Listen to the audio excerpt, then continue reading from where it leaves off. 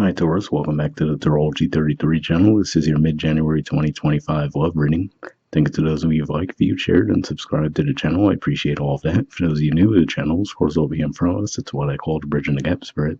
And the way it works is look at the past, present, future energies between you and the main love interest.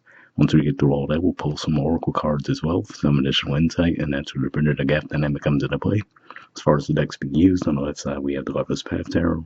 On the right side we have the Romantic Tarot. And also keep in mind it's a general reading, so I'm going to be referring to the cards on the left as your energy and the cards on the right as the other person's. If you feel it's the other way around in your situation, then definitely trust that.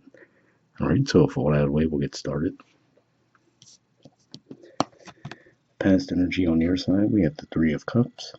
So this is a celebratory energy here. This could be telling me a couple of things. For some of you, this could just be saying that you might have even met this person through friends. Or if not, that could just be saying that when you did actually encounter this person, you felt immediately comfortable telling your friends that you met this person, that you were excited about where the connection was going between the two of you, and the two of you could have just really hit it off on a natural level when it came to communication as well.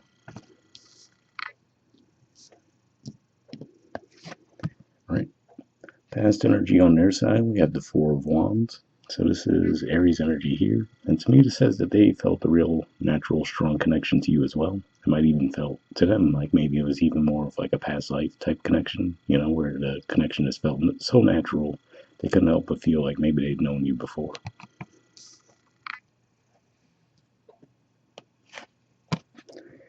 Present energy on your side, we have Magic. So this is the equivalent of the Magician in traditional tarot. And I feel like this is saying that in some ways, you might feel like somehow you might have even manifested this person, right? Because at this stage, you're feeling like they have so many of the traits that you've been looking for. You feel like, it almost seems like fated that they came your way.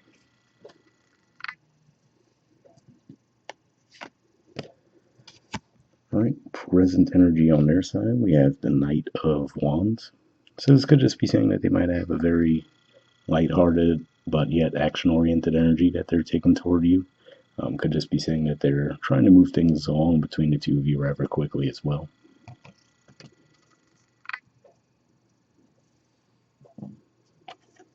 All right, future energy on your side, we have the Eight of Cups. So this is actually Pisces energy here, and usually this represents not necessarily feeling fulfilled on an emotional level. And what this makes me think of is the fact that, especially while we're in the early degrees of Pisces, we are going to have Venus retrograde energy coming into play for you guys, and given that you're ruled by Venus, it might just impact you a little bit more than most as well. So that could be part of what's at play here, maybe with Venus retrograde energy starting to bubble up. I mean, really, it's going to be in its shadow period, pre-shadow period, like right toward the end of this month. And then as we go through February, it's going to continue into that, and then we'll have the eventual retrograde. So I feel like this is saying that maybe with that retrograde energy, you might start to second guess the connection for a while.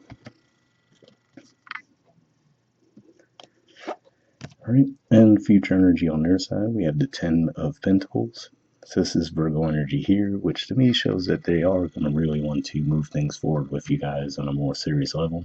And I feel like this could at least give some context to why you might start to feel like you're starting to have doubts around the connection, because it might just seem like an energetic shift, to see they had two fire energies in the past and the present, and then to come from that to this earthed pentacle energy could just make you feel like, oh, they're starting to already lose interest, right? But I feel like it's not so much that, it's that now that they're viewing the connection on a more serious level, they're going to be approaching it from a more practical angle. So it might make you feel like there's doubts, like, oh, are they considering leaving a connection behind? I actually feel like it's the opposite.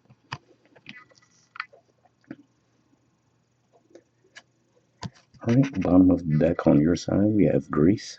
So this is the equivalent of the star in traditional tarot. So yeah, it could just be saying that you might have gone through a rough stretch as well, either before meeting this person or even with that retrograde energy that we talked about that you might be feeling in the future, where you might start to have your doubts. But then I feel like this is saying karmically, energy will come your way to kind of get you back on track. So even if you do start to have those doubts, I feel like they probably won't last for long. Or even if they do feel like they last a while, I feel like this is saying it won't do irreparable damage to the connection, put it that way. All right, and bottom of the deck on their side, we have the Knight of Swords. So this is Gemini energy here. And what always stands out to me with this deck in particular is we see the sword with those feathers kind of sitting on them. So I feel like this is saying that, they might communicate in a certain way that you might feel like maybe they have a bit more of an aggressive nature to them, but I feel like this is saying that there's really a softness behind it as well. So for example, like I said, maybe in their excitement, they might have come across more fiery to you guys, and then as you get to know them a little bit more, you find that, oh, okay, they actually take a more practical, slow approach to things, but I feel like that could just throw you for a bit of a loop to where you might start to doubt if the attraction's still there, but to me, this says that ultimately it is. It's just that, it could just be with their excitement in the beginning, they could have given you a slightly different impression of how they were long term. We'll see what the Oracle cards add to the mix, though. First, we'll see what we get from the Messages of Love Oracle card deck here. I did pre-shuffle this deck, but I'm going to give it a few more shuffles, and then we'll cut the deck and pull a card.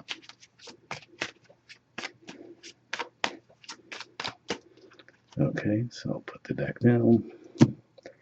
Like I said, we're just going to cut the deck here. And we'll take this card, move this out of the way. And next, we'll basically do the same thing with the Wisdom of the Oracle deck. I also pre-shuffled this deck, but we'll do a few more shuffles.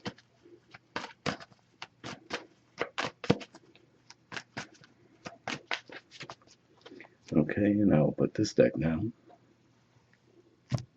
And same thing, we'll cut the deck and pull a card. So take this one, now move this out of the way. And we'll read the Messages of Love card first. All right, we have Twin Flame. It says this is a divine counterpart connection. So for those of you who watch my channel for a while, I'm reluctant to use that term in general, but I will say that I could always give a little bit more context to what I was saying as far as the strong draw that you felt toward each other, especially when I mentioned on their side that, they might have even felt like they knew you before, right? So that could explain why the connection between the two of you felt so natural in the beginning. But see what the Wisdom Oracle adds to the mix. All right, we have Fork in the Road. There's the artwork. The number is 13, and this is already making me think of what we were saying, where, like I said, I feel like the Venus retrograde energy might be a little bit bumpy for the connection, but again, I feel like this is encouraging you to just try to ride it out and see how things go, rather than, panic and feel like the connection's lost and things along those lines, but we'll see what it says in the book.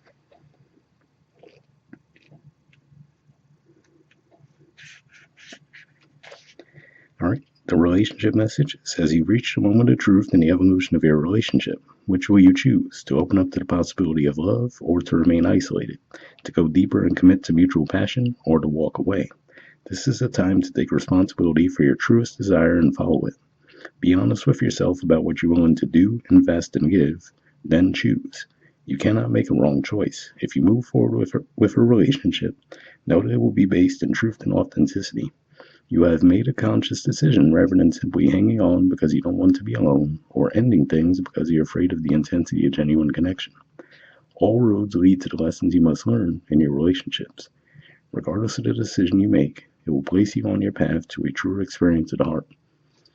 So yeah, for sure, to me that seems to emphasize that again, like I said, I feel like, you might start to doubt the connection for a while. Like I said, it seems like it runs right alongside with the Venus retrograde energy that we have coming up forever. So just be on the lookout for that. I feel like it's more than likely going to be short-lived for you guys. But like I said, seeing the Grace card there, I feel like this is saying even if you do panic, it doesn't look like it would cause long-term damage to the connection either way.